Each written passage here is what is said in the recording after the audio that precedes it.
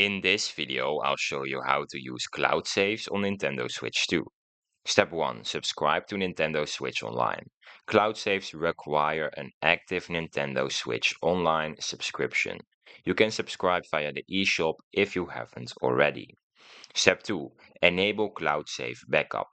Go to System Settings, then Data Management, and then Save Data Cloud Backup. Here, enable automatic backup for your games. Step 3. Manually backup data. Select a game and choose Backup Save Data to upload your latest progress. Useful before switching consoles or repairs. Step 4. Restore from cloud. On a new or reset console, go to the same menu and select Download Save Data. Choose the game you want to restore.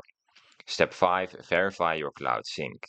Check the cloud icon next to your games to confirm backup status. Regularly connect to Wi-Fi to keep saves up to date. And that's how you use cloud saves on your Nintendo Switch 2. If you found this video helpful, then please subscribe. And if you have any questions, you can leave them in the comments down below and I'll be happy to help you.